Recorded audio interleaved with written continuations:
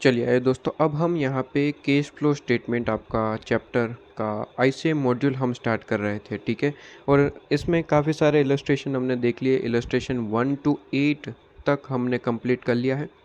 मैं आपको बता दूं कि इसके लिए हमने एक प्लेलिस्ट बना रखी है और प्लेलिस्ट में सारे वीडियोस जो है वो अरेंज करके आपको प्रोवाइड कर दी है। मतलब कि इलस्ट्रेशन 1 2 3 इस तरीके से प्रोवाइड किए हैं, जिसकी प्लेलिस्ट की लिंक जो है वो आपको इसी वीडियो की डिस्क्रिप्शन में मिल जाएगी। वैसे हर एक वीडियो की डिस्क्रिप्शन में मैंने आपको जो है प्लेलिस्ट की लिंक प्रोवाइड कर दी है। तो कोई भी वीडियो आप देख रहे हैं उसकी डिस्क्रिप्शन चेक करेंगे तो वहाँ पे उसकी प्लेलिस्ट मिल जाएगी, जहाँ पे सारे वीडियोस आपको एक साथ मिल जाएंगे।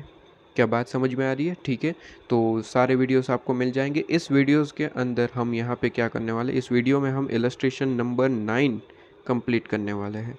तो इलस्ट्रेशन नंबर 9 पे आएंगे। इलस्ट्रेशन नंबर 8 कंप्लीट किया था लास्ट लेक्चर में। इलस्ट्रेशन नंबर 9 पे आइए। इलस्ट्रेशन नंबर 9 तो सिंपल सा ही लग रहा है, ठीक है। आइए देख लेते हैं। ऐसा क्वेश्चन तो ऑलरेडी कर चुके हैं आपके पास में, ठीक है।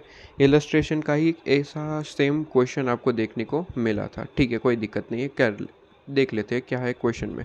आइए, कहते हैं सर जी आपके पास में इलस्ट्रेशन नंबर 9 आपको बनाना है समराइज कैश फ्लो स्टेटमेंट, ठीक है। वो सीधी सी बात है, प्रिपेयर करिए कैश फ्लो स्टेटमेंट, ठीक है। कोई दिक्कत नहीं है। अच्छा, अब यहाँ पे नीचे कुछ इन्फॉर्मेशन दे रखी है। इन्फॉर्मेशन को आप आइडेंटिफाई करेंगे और आपको कैश फ्लो स्टेटमेंट बनाना है। लेकिन इस बार इसने क्या कहा है, AS3 के हिसाब से आप डायरेक्ट मेथड से कोई कैश फ्लो स्टेटमेंट प्रिपेयर करेंगे। तो अगर कोई मेथड स्पेसिफाइड है, डायरेक्ट या फिर इनडायरेक्ट, तो आपको उसी तरीके से प्रिपेयर करना है। डायरेक्ट मेथड वैसे भी इजी रहता है, ठीक है। तो डायरेक्ट मेथड ही कहा है, तुरंत हो जाएगा आपके पास में। ऊपर से इन लोगों ने कैश अकाउंट आपको दे रखा है, ठीक है। और कैश अकाउंट देता है तो सीधी सी बात है, आपको पता है कि डेबिट साइड जो है वो आपका रिसिप्ट होता है, क्रेडिट साइड पेमेंट होता है, ठीक है। तो बड़ा ही सिंपल तरीके से हम इस क्वेश्चन को सोल्व कर लेते हैं, ठीक है। ऐसा सेम क्वेश्चन ऑलरेडी आपके पास में इलस्ट्रेशन में हम कर चुके हैं। प्रीवियस इलस्ट्रेशन में ऐसा सेम क्वेश्चन देखने को मिला था, ठीक है। चलिए क्वेश्चन सोल्व करते हैं। क्वेश्चन सोल्व करने से पहले वापस से मैं याद करवा दूँ दोस्तों कि अगर आपने वीडियो को लाइक नहीं किया है, चैनल को सब्सक्राइब नहीं किया है, तो जल्दी से आप ये चीज़ ज़रूर कर दीजिएगा।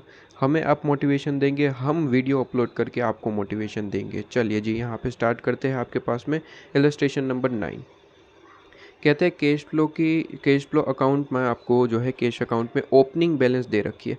ओपनिंग बैलेंस तो क्लोजिंग बैलेंस भी ज़रूर दिया होगा, ये रहा, ठीक है।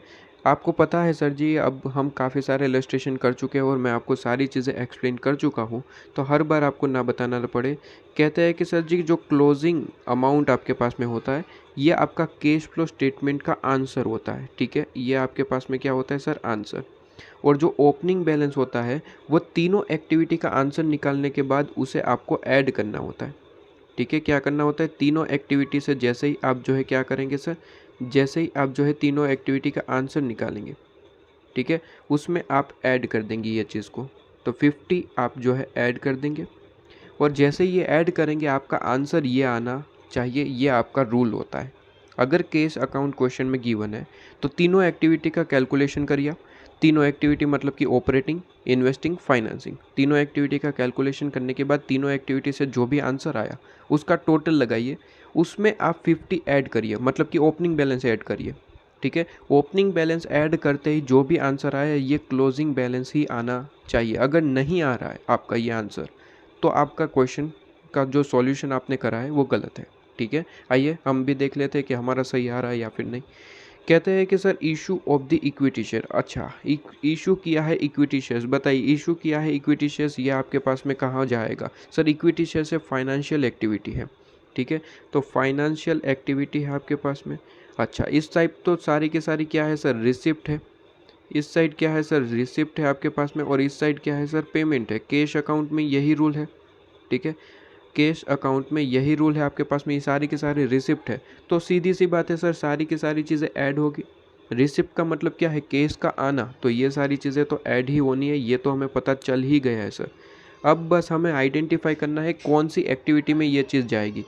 रिसिप्ट साइड सारा का सारा ऐड होगा, ये सारा का सारा माइनस होगा, ये चीज़ तो हमें वैसे ही पता चल चुकी है। तो ये चीज़ तो हमने सबसे पहले कर दी कि ये सारी चीज़ें माइनस करनी है हमें, ठीक है।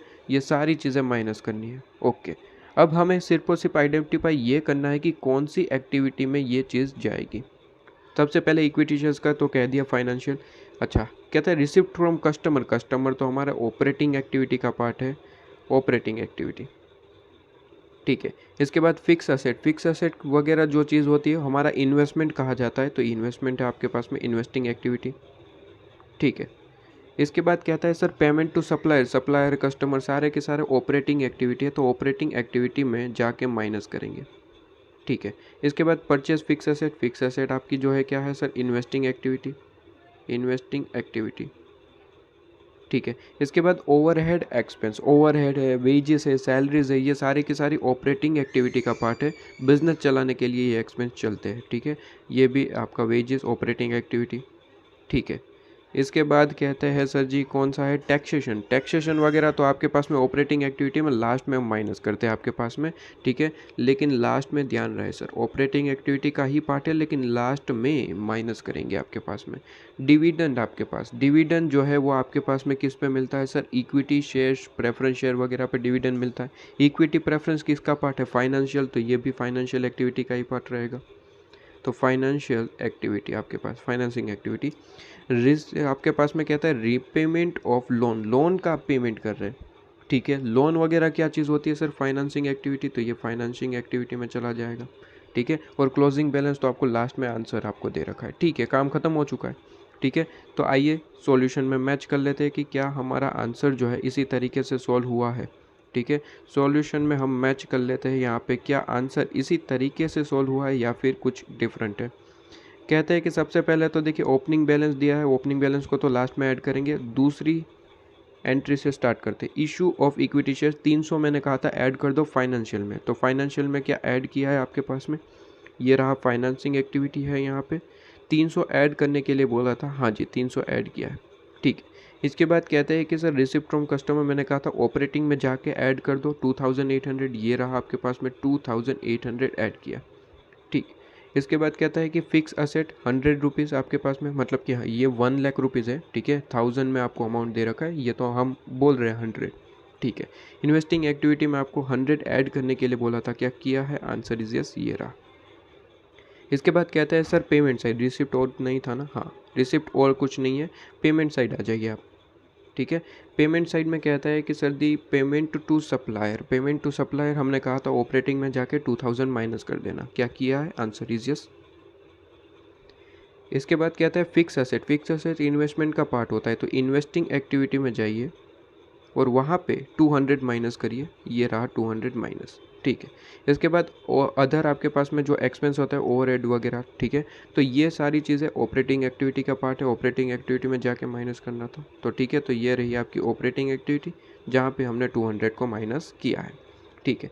इसके बाद कहते हैं वेजेस वगैरह वहाँ पे भी माइनस करना है, ठीक है, ऑपरेटिंग एक्टिविटी का ही पार्ट है। इसके बाद नेक्स्ट क्या कहता है टैक्सेशन, टैक्सेशन में ध्यान रहे सर टैक्सेशन ऑपरेटिंग एक्टिविटी का ही पार्ट है, लेकिन लास्ट में एक इनकम टैक्स वगैरह नाम देके उसे लास्ट में माइनस करेंगे, बीच में कहीं माइनस नहीं होगा, ठीक है। तो ऑपरेटिंग एक्टिविटी में एकदम लास्ट में जाइए और फिर माइनस करिएगा, ठीक है, सारी एक्टिविटी ख़त्म हो जाए उसके बाद लास्ट में इनकम टैक्स पेड इस तरीके से लिख के आप जो है माइनस करेंगे। डिविडेंड, डिविडेंड फाइनेंशियल एक्टिविटी का पार्ट था, वहाँ पे माइनस करने के लिए बोला था, क्या किया है, answer is just dividend paid 50। इसके बाद कहता है repayment of loan, repayment of loan financing activity minus करने के लिए बोला था 300, ये रहा, ठीक है।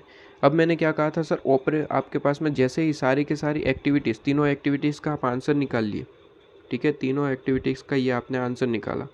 अब इसका टोटल लगा दीजिए, आपका टोटल कितना आया सर 100, टोटल आपके पास में कितना है 100, ठीक है। अब 100 में आप जो है ये ओपनिंग ऐड करेंगे, 100 में ओपनिंग ऐड करेंगे, ओपनिंग कैश आपके पास में ऐड करेंगे, तो क्लोजिंग आंसर आना चाहिए, कितना है 150, क्या क्लोजिंग भी 150 था, आंसर इज जस्ट 150 था, तो आपका कैलकुलेशन सही है, तो आपका कैलकुलेशन क्या है, सही है, वरना गलत हो जाता, ठीक है।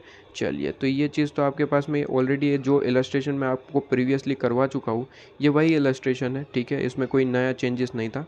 नेक्स्ट देखते हैं इलस्ट्रेशन नंबर 10।